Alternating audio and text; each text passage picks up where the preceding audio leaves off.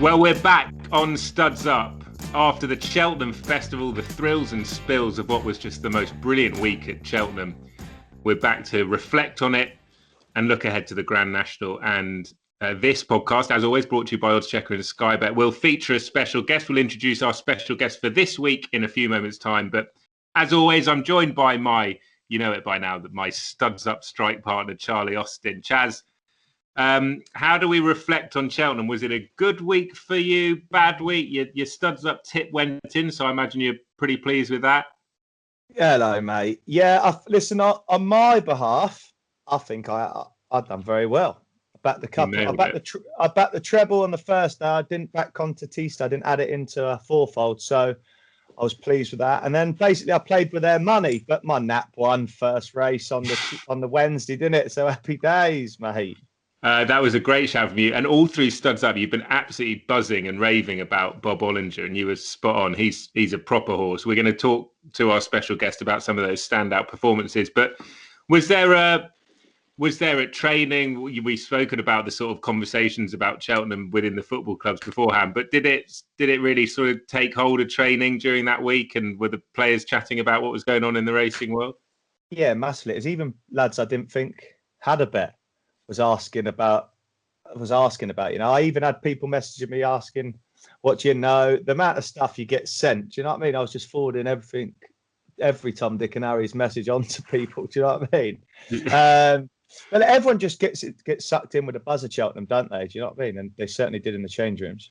And we've spoken at length about the stories leading up to Cheltenham, and racing really needed a good news week. And I think the performances of Rachel Blackmore, I mean, I don't think racing could have asked for anything more, could they? Listen, I think racing was on its backside, wasn't it? Weeks leading up to Cheltenham. And then all of a sudden, the shining light come and Rachel Blackmore just took the festival by storm. And it's what racing needed. Don't worry about what Cheltenham needed. It was what racing needed. And it got to the front pages, and it was on the front pages for the right reasons, Ollie. And that was the main thing. Yeah, definitely. And I think there's a real buzz about the sport again, which is terrific. Now, we've joked throughout the series about the Studs Up effect, because it seems to have revitalised your season, scoring goals for fun at QPR. But I tell you what, the Studs Up effect couldn't have gone any better for Henry de Bromhead. He was our special guest in our Cheltenham Festival preview show, and he became a history maker, winning the Champion Hurdle, the Champion Chase and the Gold Cup all in the same season. The first time any trainer's done that. I mean, he was a gentleman, wasn't he? But boy, he's some trainer. Mate, it was brilliant. Honestly, he come on and he couldn't have given us any more. And he was very bullish about his chances, but almost like he said he didn't want to put the jonks in it because he's not the best tipster and stuff. But look, nothing was going to stop him. It was great to see. It was a lovely bloke to speak to. And I'm sure Sky Bet and oddschecker will be trying their hardest to get us over there to film on the beach now. Did you say jonks on it? Jonks? You know what? That made me, that reminded me of... I know it was a slip of the tongue, but Chris Hughes, who I was in the social stable with all week at ITV, he put on his Instagram story, you wouldn't batter an eyelid instead of bat an eyelid. And then he got loads of people obviously messaging him saying it's bat an eyelid, and it just really made me laugh. Anyway, yeah, thankfully we didn't put the jinx on Henry. Do you know what, though? I've been thinking about having a horse at Henry's after that, because that photo he sent me, that image, like, we should definitely do it. I think that would be great fun. He can clearly deliver it if he gets sent the ammunition. I just think that it's, like I said to you before, owning racehorses is not just about going to the track. It's the whole experience. And just the way he described the mornings when he takes the horses down to the beach and into the sea, just as an owner, you'd love to see it, wouldn't you? Yeah, totally. And my head was firmly in the racing last week. So forgive me for not keeping a close watch on your Opta stats and what have you. But what's it been like in the QPR dressing room over the last couple of weeks? You had a big win at Millwall. That was a hell of a comeback. I saw that. Yeah, we was 2-0 down. We was poor first half and then come back to win 3-2. You know, it was a big win for us, important after we had a couple of mishaps. Showed just character and team spirit, and to come from behind. Any team just be 2-0 down at half time to come back and win 3-2 was important. And then we drew with Reading just before the international break, which we'd take the point now, of course, but we'd come away disappointed not taking 3. But we've got 9 games to go now, mate. 27 points available. Just all about finish as high up the league as possible. The Studs Up listeners and viewers wouldn't be aware, but when we were sort of rehearsing, coming together for this, I was actually in a different place and living in a different place. And there was a builder there called Bill, and he's about 65, 70 years old, proper salt of the earth and a massive Millwall fan. And he was absolutely raging with you after that comeback from QPR. It was very entertaining for me, but not very entertaining for him. He is still a big fan of yours, though, Chaz. I can assure you of that. But, well, I am pleased with that, but he started it, Bill. Bill started it coming for me for the Swindon days. And what about your miss at Wembley? He said, you know what? I was delighted when we beat him. Yeah. And then hence, I cannot repeat my voice note to you to forward on to Bill, but let me tell you, I enjoyed every minute. He's got a Nokia 12, so unfortunately he wasn't able to work the voice note. But, it's the international break now, so I'm guessing a few of the players have gone off for international duty. So quiet time for you, is it? Yeah, a few lads have gone away, mate. Obviously, we got 4 days off now, so it's all about just rest and try and get ready for the final bit of the season. Like normally, in normal circumstances, you try and fly away for a bit of heat, but situation right now, it's just ticking over, mate. And like I say, just getting refreshed, ready to go for a busy period, which I think is 9 games in 6 weeks. So we've got to hit the ground running when we get back to finish as high as possible. Do you think the players needed a bit of a break? Is it that time of season where people starting to get a bit fatigued and things like that? Yeah, everything's crammed in, isn't there? I think we played 10 games in 5 weeks. It's all about, you don't want injuries. You don't need injuries in. Too much football can bring into that. So look, it's a timely break's coming at right time, and it's all about us just, I don't know, like I say, just being refreshed, mate, and ready to go. Just finally, is this an opportunity to talk for players about plans for next season and things like that? Do they take an opportunity in this window with agents to speak to clubs and stuff like that? No, it don't normally happen until the end of the season, mate. Right. No, that don't happen until the end of the season. Like I say, when you're playing for your clubs at the moment, it's all about trying to finish. Everybody individually wants to finish the season strong, but as well as a team, you know. So you just have to wait till the end of the season. So you don't know what you'll be doing next year? I'm unemployed of the 30th of June, my friend. I'm sure you'll find a club, Chaz. Are you out of contract at West Brom at the end of the season? Yeah, I'm out of contract, mate. Yeah. So just like I was saying, trying to perform as well as I can for QPR and see where that takes me come the end of the season. Hopefully someone would like to take me anyway. Would you like to stay at QPR if they were interested? Yeah, if the opportunity come, I think so. I'm happy. I'm settled. The children are obviously in their schools, and I'm happy where I live now. So I wouldn't have to move nowhere. But like I say, who knows what will happen in the future? The club are going in a direction. Hopefully they would like me to be a part of it and go from there, pal. Well, mate, if you are unemployed, you can remain as a racing tipster, because your Cheltenham performance put me to shame. And that's what we're going to do now. We're going to introduce our special guest and reflect on what was just the most brilliant 4 days at Cheltenham. And I'm delighted to say that this week we're joined by a man who thought he might miss Cheltenham, actually, after breaking his leg in 3 places in a freak accident at Fontwell back in November. However, I was delighted to see him recover in time to get back on board Sky Pirate, who he rode to victory in the Grand Annual on St Patrick's Day. We are delighted to welcome into the Studs Up dressing room jockey Nick Scholfield. Nick, welcome to Studs Up. Thanks for joining us. And I'm sure you're probably still on cloud 9, aren't you? Yeah, hey guys. Yeah, thanks for having me on this Cool Kids podcast. This is obviously I've heard I've listened. This is the one to watch. So yeah, it's an honour to be amongst you pair. So yeah, I feel like I've made it now after getting on this anyway. Correct, mate. We'll watch, mate. We're winners. You come on this show and all it becomes is winners after this, mate. The winners will keep finish about. If I got beat up the running at Cheltenham, you certainly wouldn't be. You'd be ringing the Mark Walsh who nearly got up to beat me. So I'm glad that winning post come. And I tell you what, if the Studs Up effect that has worked for Henry and Chaz kicks in for you, you're going to have a brilliant rest of the season. And already, I imagine after that Cheltenham win, you'll look back on this year, obviously with the injury frustrating, but such a good win, because I know that owner has been very loyal to you. You've been very loyal to the owner, but that horse is such a special horse in your eyes. Was it for you one of the most satisfying wins of your career for all that sort of that story that goes with it, do you reckon? Yeah, 100%. You know, any sports person, you know, will tell you when you're injured that you can see light at the end of the tunnel, but it's so frustrating because people take a position and people, you know, are doing well on what you need to get back as good as you were. And there's no contract. There is a sort of a rough contract, but there's nothing to say if you're not performing. They're quite happy to use someone else. It's probably, I'm just sure it's the same in football, but it's the relief to get that starting position, and you just want to do the best for the people you are there for, and show that, you know, that what they put in you, you can give back to them. And so it's relief much as anything. To sort of perform at the Cheltenham Festival. And if you ask me sort of in December, would you miss 20 winners or ride a Cheltenham Festival winner, I would probably go with ride a Cheltenham Festival winner.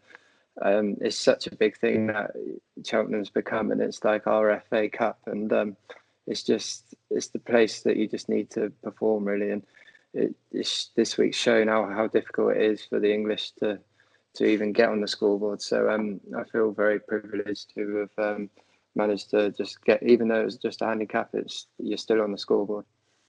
Yeah, no, definitely, Nick. I get that. You know, when you was obviously out injured because obviously what happened back in November, but did you have much dialogue with the owners then? Did they kind of say to you, right, if you're fit, you're going to be our jockey no matter what happens to Sky Pirate leading up to the race? They did. Yeah, they did. I've had a sort of a 10-year association with him. So but if my first few rides back, I got a 2-week suspension, and I think I fell off one, and I didn't have a great comeback. I sort of had a few lined up, and everything was getting abandoned, and it was honestly one thing after another, and I was just thinking it's getting bad, worse. So and then I managed to, after my ban, get rider winner, a good winner for Christian Williams at Sandown, and that, I think that just helped, and that sort of gave them the confidence that I was all right. Just tell the people that don't know. I mean, it's been quite well documented, the injury, but just explain what happened and what you broke, because it sounds pretty brutal. I sort of snapped my tib and fib in 3 different places, and it was just from a loose horse side-on collision. Sort of the impact of the horse and my leg against my horse just snapped it completely, and like it needed operating on. I got more metalwork in there than you'd ever want, but it was sort of the only option at the time. So it took, I was back in sort of just under 3 months, but I'm not the soundest, and I probably never be able to kick a football, but I can walk, and that's the mate, and ride a horse. And that's just a freak. That's just a freak accident, Nick. No, I bet you're thinking then, why is it me? Like, why did that happen to me, kind of thing? Yeah. It's horrendous, and like there's a lot of worse things happening, and you've got a positive. And I think once you get over that sort of initial blow, you sort of get in the gym, you have that bit of motivation, you sort of get a bit of drive back in you, and like it felt ages, but actually all things, it could have been it took a lot longer. So and we're well looked after, the Injured Jockeys Fund, and the gyms, like physios, and all the support we get, and nutrition, and you know, I probably was fitter by the time I come back than what I was going into the injury.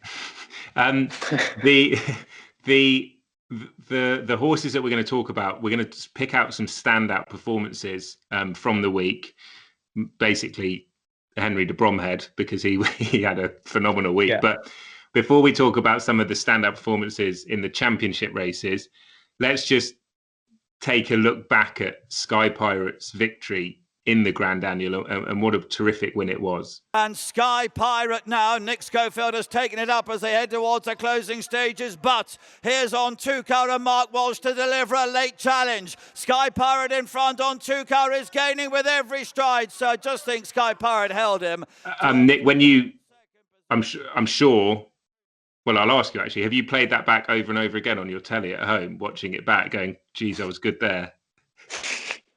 I've watched it, yeah, but like,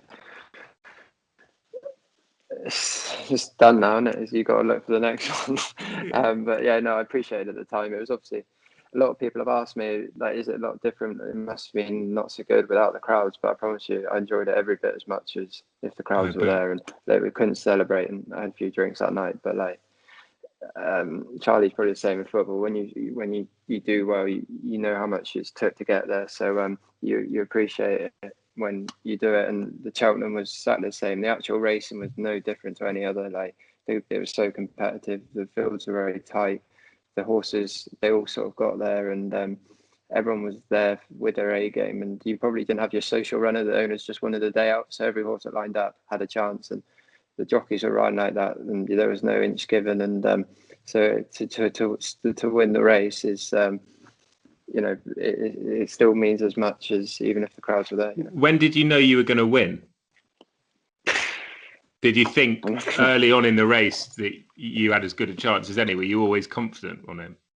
Yeah, like the Grand Annual can be a bit of a lottery. You can't go out with a fixed plan because anything can happen. There's a lot of runners that go very fast, and I sort of had a plan in my head, but like, you've got to be open to change A, B, C, D. And to be honest, I didn't have to. I had a good dream run through. Everything opened up for me, and it couldn't have gone more perfectly. And to be honest, if it didn't, I probably wouldn't have won, because the second was coming down, well handicapped horse with JPs, and that probably didn't get the luck that I did on the day. But that's what Cheltenham is about. You need a bit of luck as well as class, especially in those handicaps. Chaz, I'm going to get your thoughts now, because we're going to turn our attentions to the champion hurdle and what was a breathtaking win from Honeysuckle.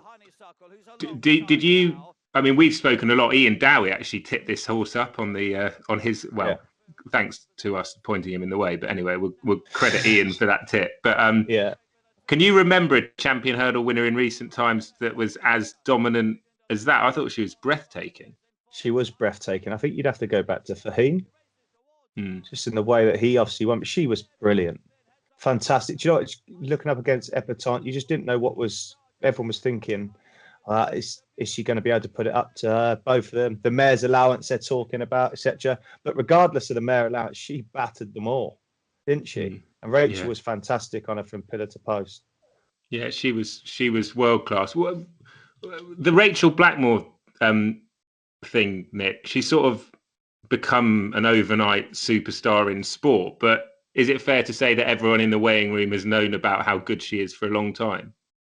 100%. She's fit as a flea, and she's jockey version of Honeysuckle, isn't she? She's a machine. She's hardy as well, though. She can take falls and get back off them, and girls are obviously doing fantastically well, but the falls can sort of knock them, and she can have the most horrific fall, get up, and not a bother on her. She's hardy, and she don't take, she's polite. She doesn't say too much, but she doesn't take no crap off anyone. And jockeys have utmost respect for her because she's very good. I was going to. Go on. Sorry, I was to talk about that on the Wednesday. Sorry, she win on Bobology, didn't she, in the first? Yeah. Did she win? She rose from Sir Gerard. Yeah, in the bumper. Yeah. Yeah, but they were saying she won the first race and last race, and in between she come off 3 times. But I think that's where obviously Nick's saying, like, she's strong, gets back up on it, no problem. She wasn't worried about falling off the horse. Do you know what I mean? Yeah, and there was one point I think she had 4 winners. She had more falls than winners, and that but people obviously she's a phenomenon. Yeah, brilliant, mate. Is she, like I was going to say, what is she like in and around the weighing room? Is she quite a chatty person, or is she just? You don't hear of her. Quiet, keeps her head down. She's focused, but nice at the same time. Has the crack, and you couldn't say a bad word about her. I think she's great for racing as well. She's shown, she's like the Holly Doyle of jump racing, effectively. Yeah, she's a superstar. The world is at her feet. It's remarkable, really, as well, that she only turned professional about, I think it's just over 6 years ago, and leading rider at the Cheltenham Festival, a champion hurdle winning jockey, just the most phenomenal rise to the top. Let's turn our attentions then to the Ballymore. We can relive Bob Ollinger's win now. One flight to jump in the Ballymore, and it's Rachel Blackmore and Bob Ollinger who've gone for home. Got a couple clear from Brave Man's Game and Gaillard de Menil back in third, clear of Bear Gills. Bob Ollinger spring-heeled over the last. He landed 4 clear. Gaillard de Menil is chasing, but surely chasing in vain. It's going to be another for Rachel Blackmore and Henry de Bromhead in the Rob Core colours. Bob Ollinger, all guns blazing, lands the Ballymore. And Chaz, were you roaring this one home, or were you out on the training pitch when this was going in? No, I was at home, mate, watching. But you must have been going mad, right? I was going mad. You know when they're coming down the hill, was it 3 out? And he wanted to go, and she just tucked him in behind, kept hold of him for as long as possible. The way when she jumped 2 out and then jumped the last, she was gone, mate. I was screaming at the telly because I won a few quid, so I was buzzing. But I thought she was brilliant. His performance there just set the day, and listen, for all the stuff everybody was saying, even Jamie Codd saying that he's the biggest certainty going, and he certainly proved that, didn't he, on the Wednesday? He sure did. Was he one of the? Well, what was the talk in the weighing room after that? Because I know that the English were pretty hopeful with the likes of Brave Man's Game, but he sort of ate that up and spat it out. Do you want the honest opinion of the English jockeys? So the English jockeys were split up from the Irish jockeys, and we fucking hated them. We hated the Irish jockeys because we called it. We got Johns because like we could every time like they just come past us, they're just like. And to us, I'm not going to say we enjoyed it. Like it was, yeah. We laughed about it because it's just every time they turn in, they kick into overdrive, and so like it was a. It must have been such a Can you get like? I know that you're sort of semi-joking to a point, but maybe not actually. No, you're not. What was it like in that weighing room? Because it must have been such a weird atmosphere in the English dressing room, right? Yeah, like I can't say we were. To be honest, we were just hating it to like. Without saying bad things about them, but we're just like, for fuck's sake, what's going on? Like every time they come down the hill, they swoosh past us. And Sam Twiston was quite funny. Every time he come in, he goes, "I got John," which means got wiped by the Irish. And they just seem like we're not allowed to social distance, and they're just all over you. Like so, like we're just like when the stewards come in and give you a debrief, like to be sensible, blah blah blah, and they're like, "Well, can you tell the Irish to social distance from us? Because like we're not allowed near them, like in changing rooms." But then they go on the track and they're just all over us. So like it was just, to be honest, it's unbelievable. Like I do generally think the Irish are like £20 ahead of us, like buying horses, from training horses to riding. Like they're just it's their like number one sport over there. Like so. It's just so professional, and there's a lot being talked about it, but I just generally think they do everything a bit better at the moment. Is that what you put? Just simple as that? They're just better. Yeah, I generally think they're sourcing them from a younger age. They probably got a lot of money owners over there that can afford to buy these horses as well. Don't forget that. But I think we got shown up good and proper. Yeah. Well, I know apart from you flew the flag in the Grand Annual. Thank you for that. Well, they dominated the Gold Cup. We're going to turn our attentions to the Gold Cup now, and it was a 1-2 for the man of the week, Henry de Bromhead. Heading to the last, Minella Indo and Jack Kennedy. Our Plutard is trying to come back at him in second place with 3 lengths to find up the hill. Minella Indo, he's won here before at Cheltenham. Our Plutard giving chase all the way, getting closer now under Rachel Blackmore. Minella Indo is all out, flat out, but he wins the Gold Cup. Nick, do you think Minella Indo will be a Gold Cup winner that could stick around and win a few of these? Because he looked very good when he won the other day. He did, yeah. Was it because of the better ground? If it was a bit softer, would it have been a bit more album photos chance? But like, he to be fair, he deserved to be knocking on the door in Ireland, and but Rachel Blackmore obviously could have rode him, and she thought that the plus Tad was a bit better, and he ran a super race, and if the ground was a bit softer, he might well have got his head in front. And we haven't had a good ground like that, quicker ground Gold Cup for the last 3 years. So the fact the ground was a bit drier probably did help him. Did you back the winner in that, Chaz? No. I stopped Champ. Honestly, mate, get on this. This is not for all the wins I done, yeah? Go on. for all the wins I've done. This is honest, I've been deadly serious for all the wins I've done. So I backed Tiger Roll last year. Didn't back Tiger Roll this year. I didn't back Champ last year, and I backed Champ this year. So basically, and I backed. So honestly, it was on me, mate. I backed Easyland. I didn't back Easyland last year. Backed Easyland this year. Oh, no. Mate. Honestly, for all the good stuff I've done, I made a couple of shocking errors. That's what Cheltenham can do. I thought Manella Indo was brilliant. I thought Applutard was superb. I actually thought Rachel Blackmore's ride on Applutard was excellent, just keeping Paul Townend in. It was a proper bit of jockeyship in the blue ribbon event. So that's a look back at some of the standout performances. As I say, Nick thankfully flew the flag, albeit relatively briefly for the British, because then the Irish went and won another 28 races or whatever it was. But Nick, well done on what was just a terrific win. Chaz, I was just thinking about Nick's injury there, and we've spoken about footballers play acting and all that stuff. But what's the worst injury you've had in your career, and how did that happen?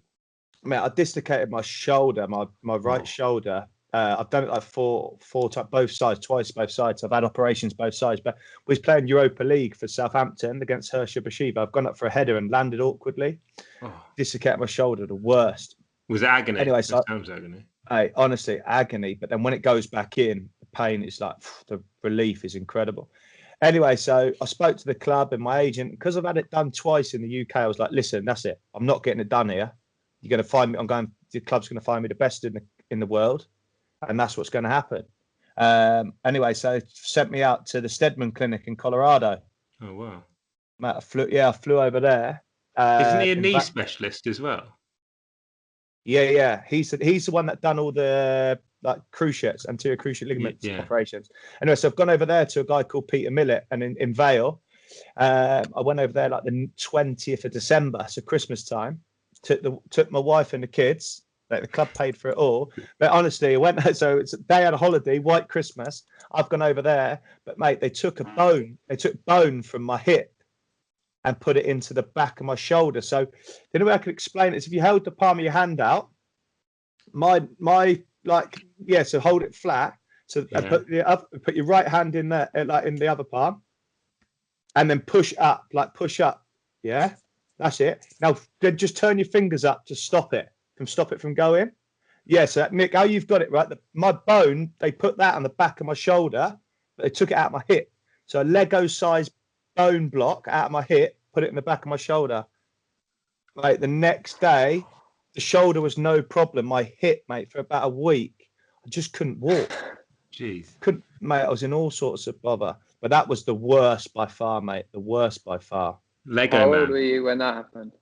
27. So that took me to come back with 16 weeks, and that's why I tipped my. And that was that shoulder and the hip thing was that kind of went after about 2 weeks, 3 weeks. But that's why I tip my hat to you jockeys, man. Your desire and pain threshold and work rate to get back on the horse is such, mate. Do you know what I mean? To put your bodies through that again is incredible. What about you, Ollie? Have you had a cricket injury? I Kingston Cricket Club. That's the village that both Nick and I lived in. And I played. Our opening bowler is 85 years old.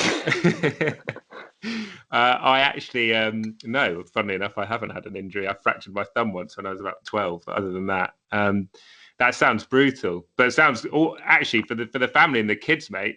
They're probably asking you to dislocate your shoulder again. They can go off to Colorado for Christmas. Mate. Honestly, mate, they loved it. There's snow obviously everywhere, mate. They see Father Christmas. Our kids loved it, mate. It was incredible. Now the attention turns to Aintree. Is that right, Nick? Grand National very much in the front of the mind.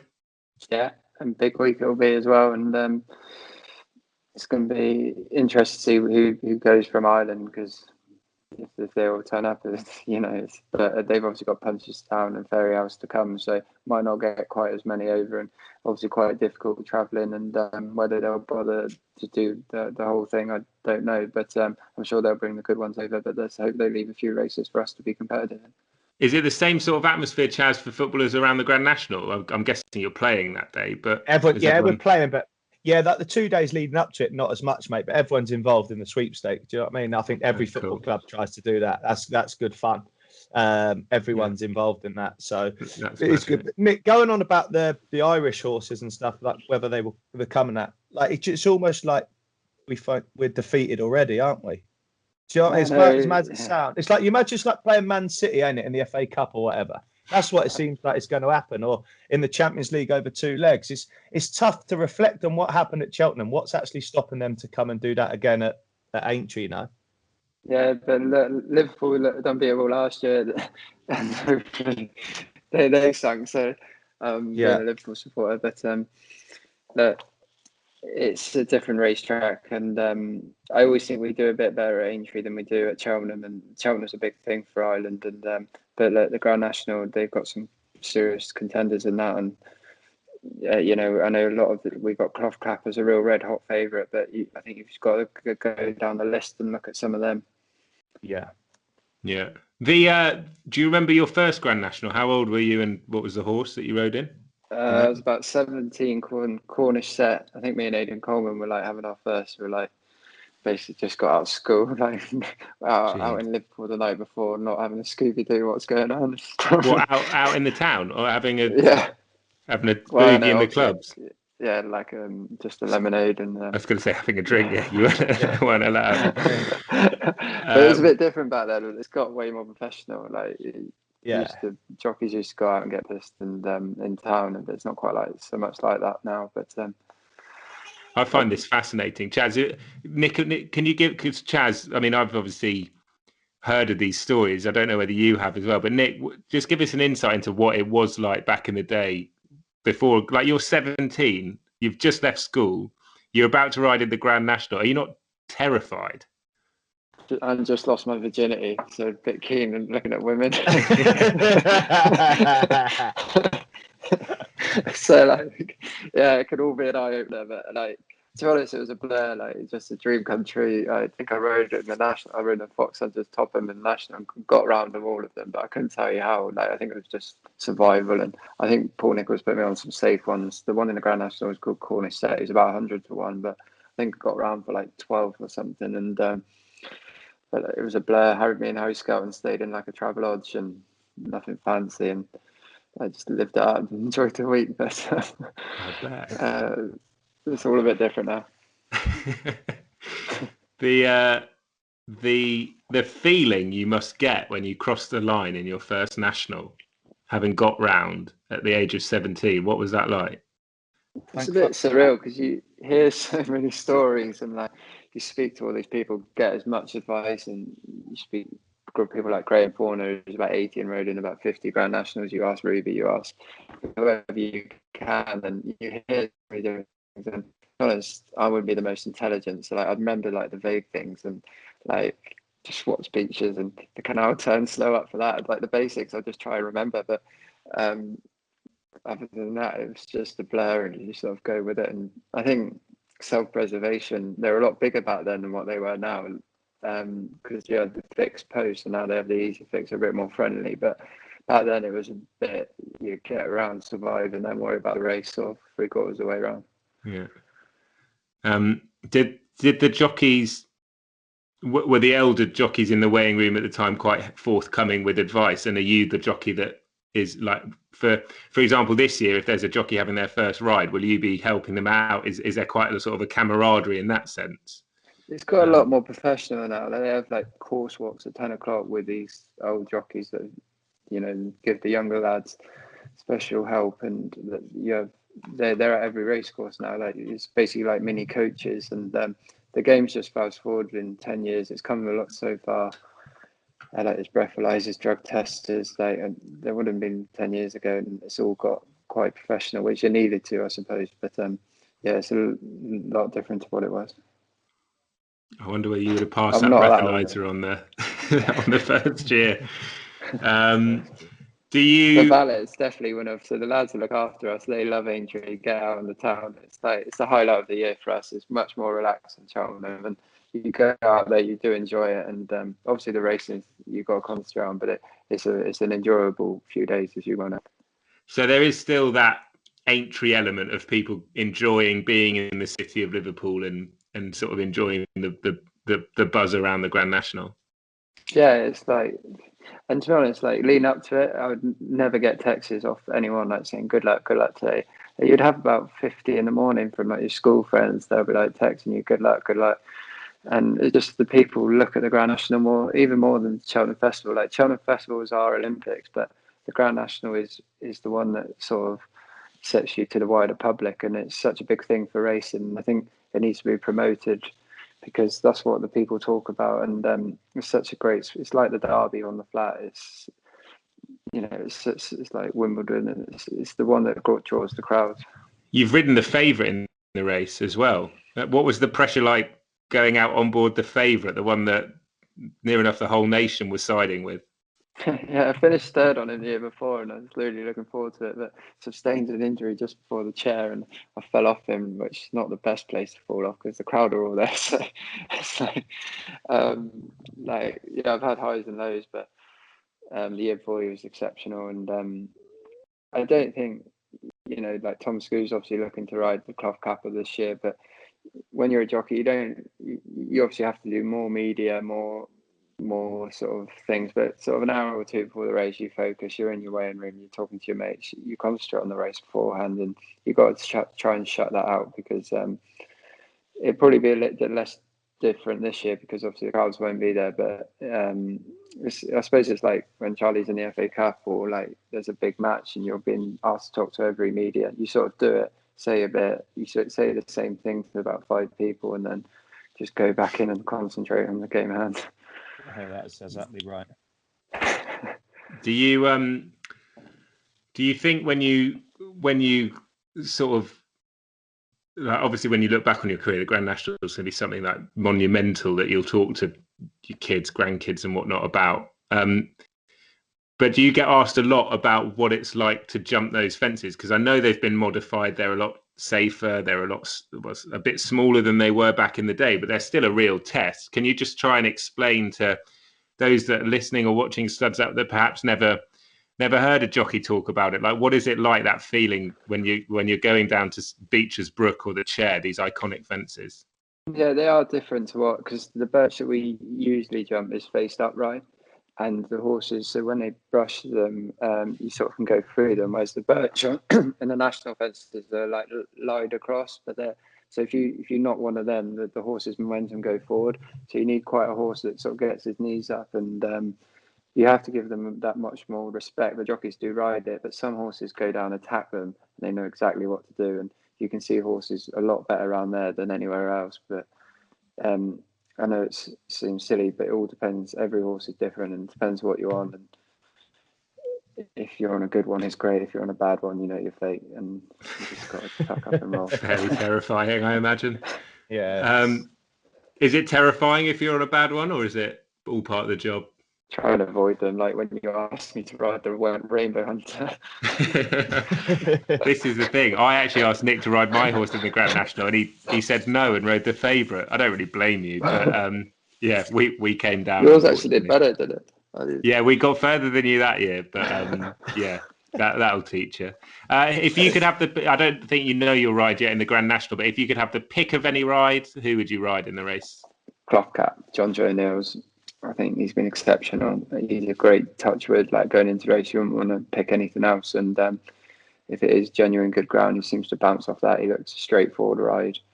I'm pretty convinced he'll stay that trip. He's well in the handicap. Would have been nice to get a bit lighter, but John Joe's horses are in phenomenal form, and he knows exactly what it takes to win a national. And she's owned by Trevor Hemmings. He ticks every single box you want, and he's a worthy favourite. I know it's boring. I rode a horse the other day called Potter's Corner. He's the Welsh national winner. If it come out real heavy, he might have a chance. There's a few you can make cases in there, but I think generally it's a genuine favourite, and he's a worthy favourite. That is Cloth Cap, who is the market leader for the Grand National, which is coming up in a few weeks' time, and he will be ridden by Tom Scudamore. Now, I know in racing it's important to try and bring the jockeys to life, to let the racing fans know and learn a bit more about the jockeys. And you've already given us a terrific insight into the weighing room, both at Cheltenham and at Aintree. So I'm going to get you, Nick, if we can, in a quick fire round to give us the first word that springs to mind when I say the name of these jockeys. Okay, are you ready? All right. And you could be as honest or as dishonest as you want, actually, but it's up to you. First one is the jockey of cloth cap, who is Tom Scudamore. Should be living in the 1960s. Can you elaborate? He's the most old-fashioned, and if you get him on a subject about 1964 Gold Cup, he'll go on for about 10 minutes, and he'll probably tell you a song that was related to it, and you just blank out because he just goes on and on. And as soon as someone sets him off on something old that his probably great granddad would have ridden, and he just goes on, and it's just his storytelling. Like, it's great if you're interested, but for me, I just get bored of it. Yeah. Chaz, is there anyone like that in the QPR dressing room? No, they're quite young. They're young lads, so it's not too bad. But when you get someone that just tells the same old one over and over again, I'll tell you what, it's a bit like Jeff Cameron. He's got an opinion on COVID every other day, mate. So it only takes one person to start him off, and that's it. And his dress sense is awful, Tom Scoo. He's smartened up since his new wife, but honestly, you wouldn't. I don't know where he gets the clothes from. You wouldn't think they'd sell him. What about the multiple champion jockey Richard Johnson? Gentleman. Yeah, nice got guy. Time for everyone, no matter what day of the week, good day, bad day. He can be having a horrendous day, and he'll talk to the £7 claimer. He'll talk to, even he's probably not a champion jockey. He's no different at the moment. He's just he's day in, day out the same person, and you couldn't say a bad word about him. That's so good to hear. As well. Charlie, have there been players that you've really looked up to that you've met and you've thought, wow, like, they say never meet your heroes, but have you met a hero of yours and thought, what a top lad? Mine was Joey Barton, because everyone has an opinion of him before they've met him.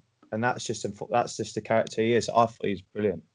Honestly, for me, I thought he was brilliant. When you meet him face to face, I remember when I first went to sign for QPR, Bianca come down from Burnley, and I come home after the game, Sheffield Wednesday. Joe asked me what I was doing in the evening. I said, I'm going out for dinner with my wife.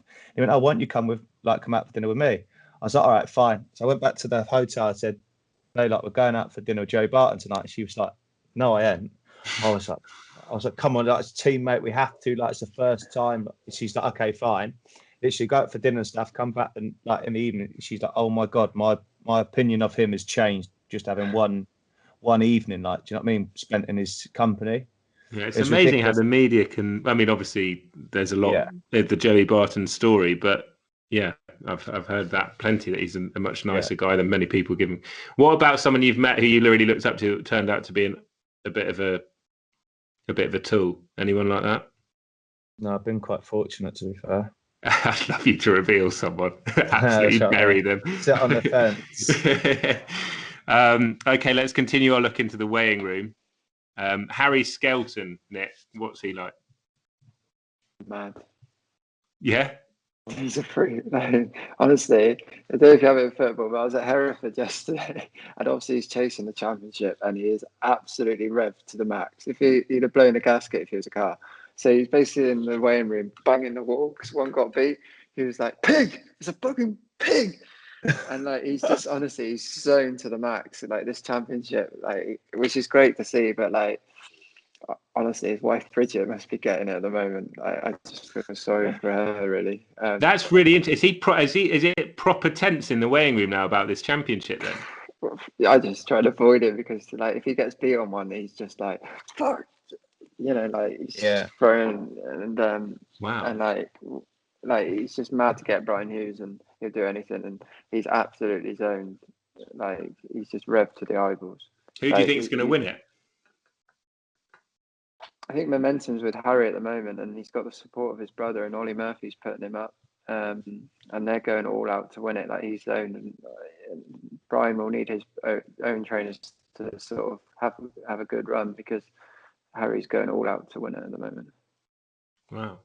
Are there any footballers that I suppose when you get sent off in football, probably people throw their boots around and stuff. Is that? You get the. Yeah, I think if you get sent off, obviously it's more in frustration because you've let the team down. Yeah. I think as a jockey, and I think as in a team sport and individual sport, it's different, but it has a lot of similarities. We want to win as a team, and you want to do well as an individual. Whereas the chaps are just on there, and it's all about them just knocking up the winners, isn't it? What about Sam Twiston Davies, Nick? Bachelor of the Cotswolds. Is he? A smooth operator, really, isn't he? He's gonna love you.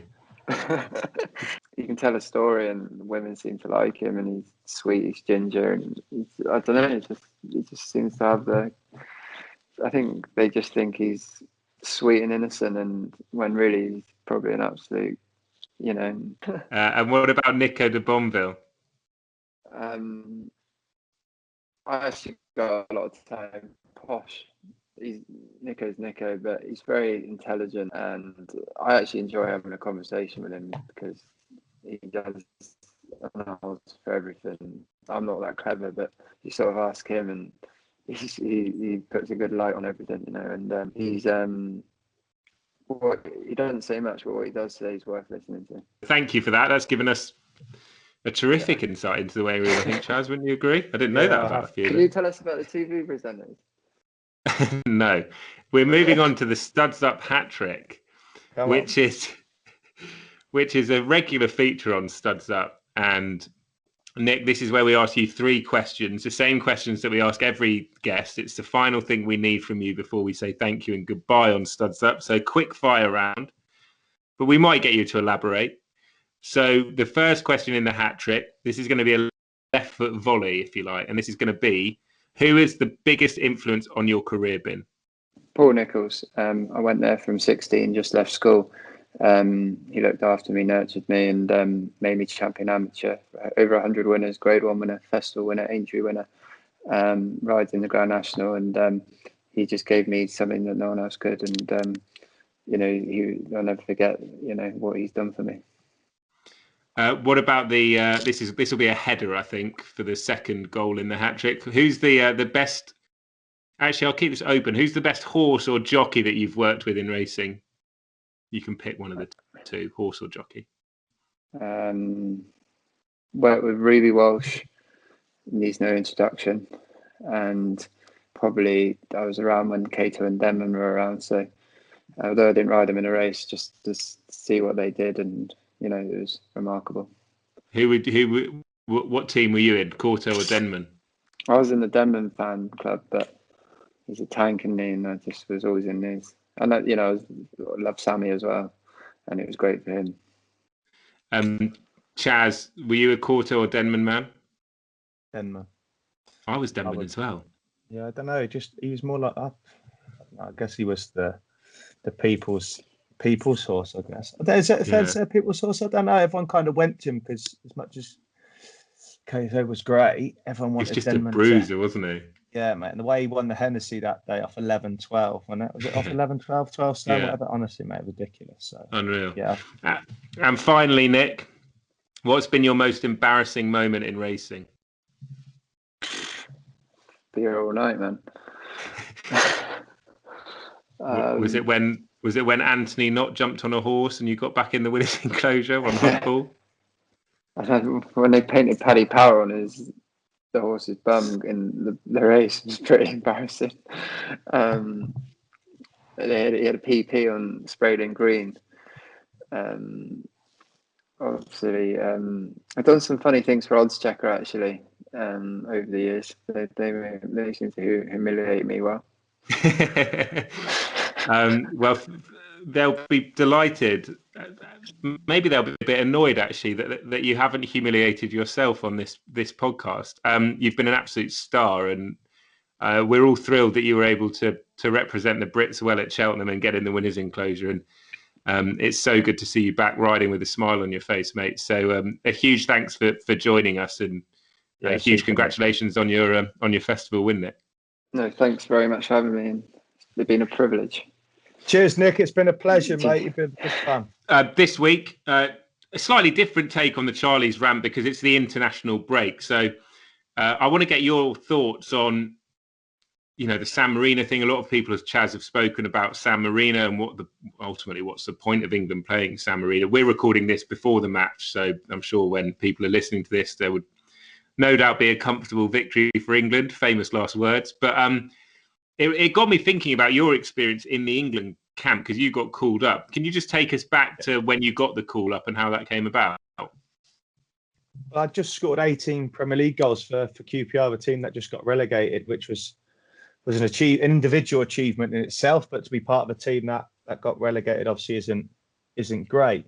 So I got the call up and received a message from the FA. Michelle is the PR lady at the time, and she sent the message through. I was with my wife, and I couldn't believe it. It was an amazing feeling, and went there, and it was almost perfect, mate. Getting called up was one thing, and it was an amazing achievement. But just not to get a cap was tough. Yeah, I bet. I was thinking about that, because you get that far, it's almost like you're at the finish line. Then you're about to get your cap, and to not get on, does that still sting? Yeah, that still stings. I think if I look back at my football career, that would be the one disappointment out of it all, about not getting an England cap, considering the way I personally performed throughout the season for QPR, and then not to be able to get that cap. That was tough, mate. That was tough. And I heard you on Talk Sport this week saying that it's kind of, there's snobbery, if you like, with the bigger clubs. Do you think, you got to the squad, but do you think if you had played for a bigger club than QPR, no disrespect to them, a Tottenham, or what have you, an Arsenal, or United? On that point, I just think it's easier to leave somebody out playing for QPR at that time than what it would have been, say, someone in the top six. That's where I went with it. Yeah. It's easier to leave players out for the lesser teams. Yeah. When you look at the squad now, great for Sam Johnson at West Brom. I know you're a mate of his. That's fantastic. He's been called up for the first time. Aston Villa's striker Oli Watkins has got a call up. Do you think, when you look at the squad, we've got a strong squad? Are you, as an English fan, do you think that we're going to be bang there at the Euros?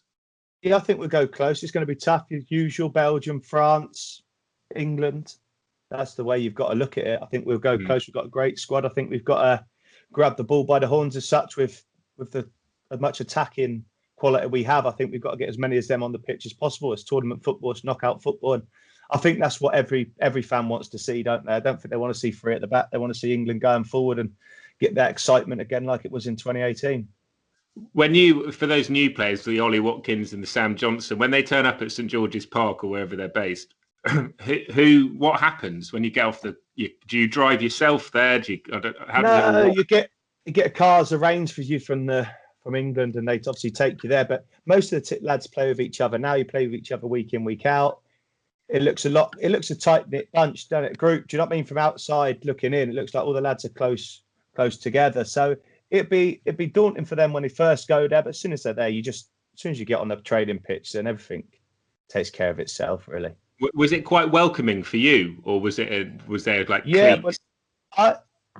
Rob Green was obviously there when I was, but you played against it. But Wayne Rooney was the captain at the time, and he was brilliant. He come and spoke to me. He said to me, "Look, if there's anything you need or anything you want, look, just come and ask me, and I'll arrange it for you.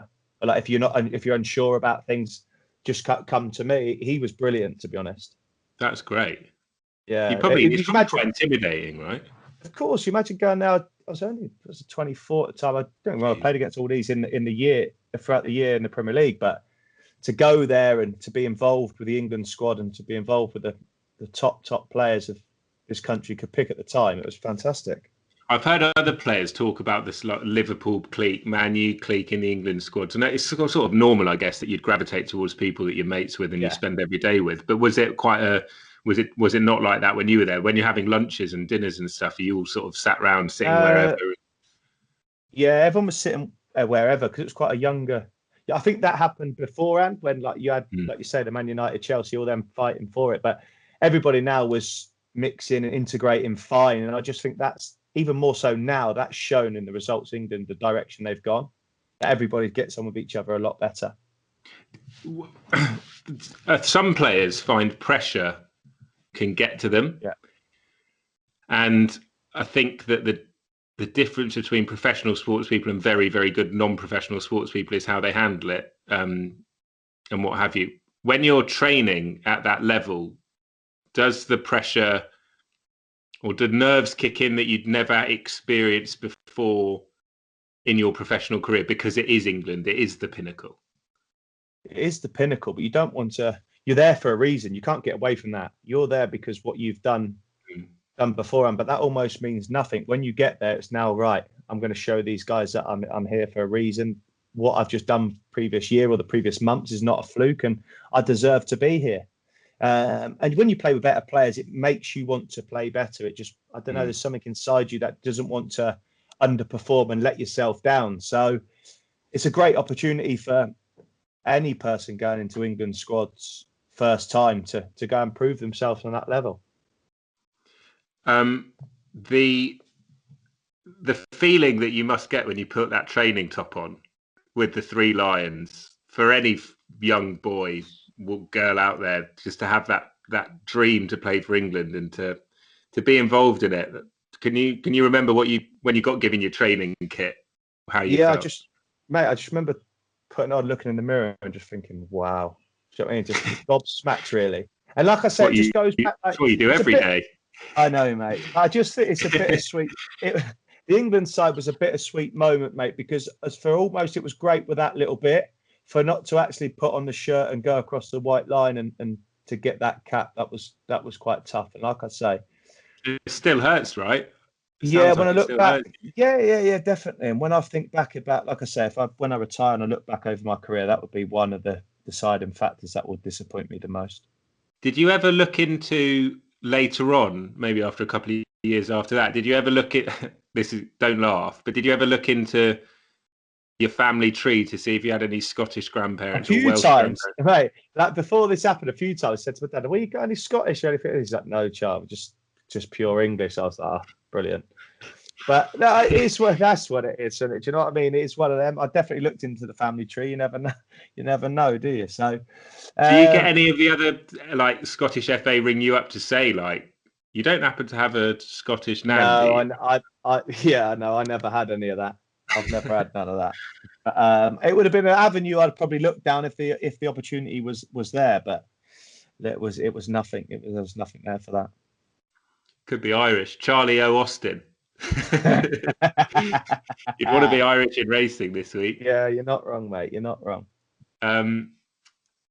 It's great to hear you talk about it, but actually also quite sad in a way. And I don't mean that sort of. I'm not taking the mick. Yeah, like, No, it must be so tough. Of course, you're mate, so close to it. So close, man. Excitement of me and my family and everything. Do you know what I mean? And then just to be so close and not to achieve the ultimate goal, the ultimate dream, mate, is man.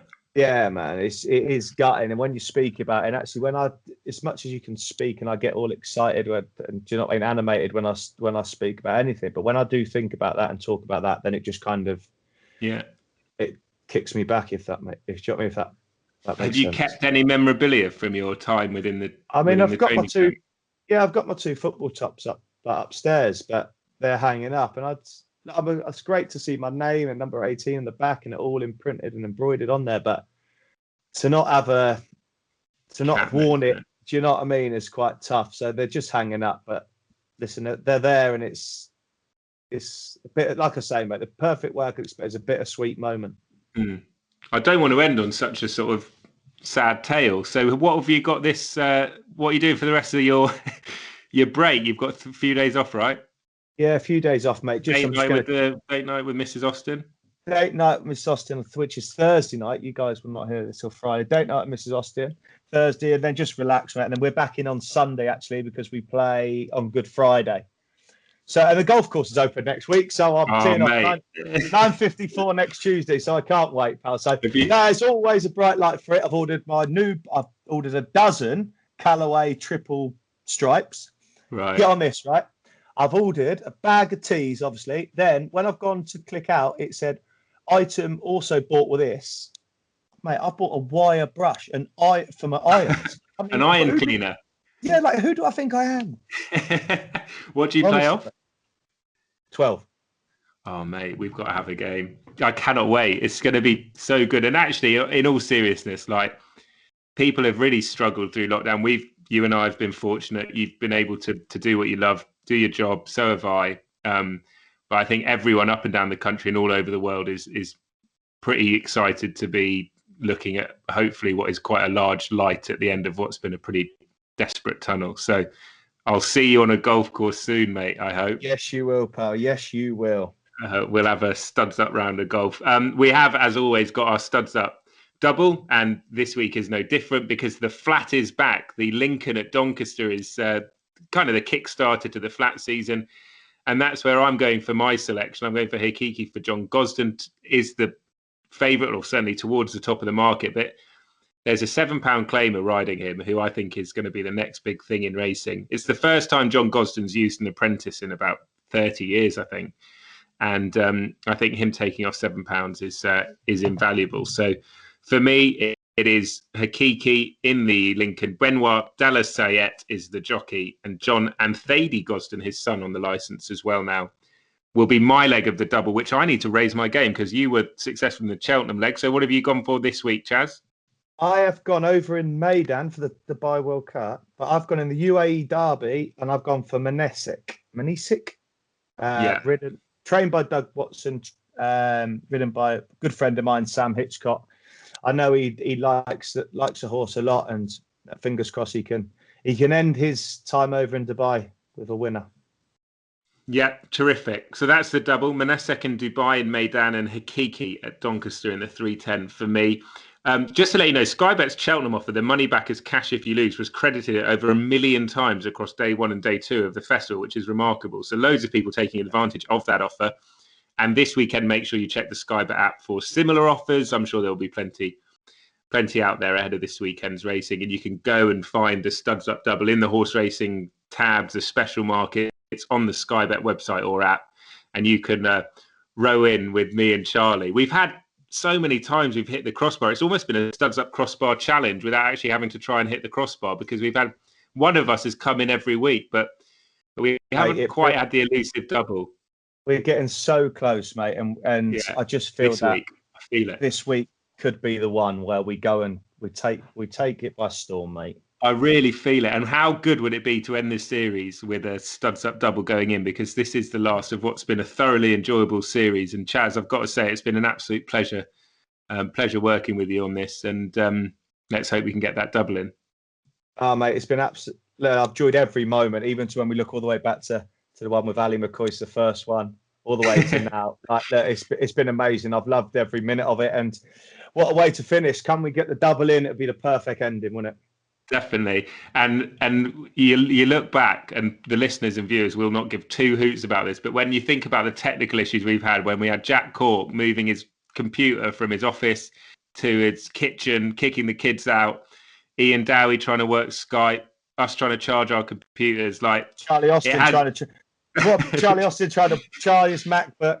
Yeah, that's what I was getting to. Oh, it was so Charlie Austin forgetting to charge his computer. But I am delighted to report, Chaz, and you'll like this, that technical issues no more, because we will have, in a few weeks' time, a Grand National special of Studs Up, and we will be alongside each other in the Studs Up dressing room in the flesh, Chaz. So we will see you then. I hope that we will see the listeners and the viewers then as well. We'll be back in a few weeks, as I say, for the Studs Up Grand National special. A big thanks to Nick Schofield. Thanks to Charlie for joining me in the Studs Up dressing room once again. And as always, thanks to oddschecker, Sky Bet, but most importantly, thanks to you guys for tuning in, listening and watching. Like, subscribe, rate us, do what you need to do, but make sure you join us next time on Studs Up.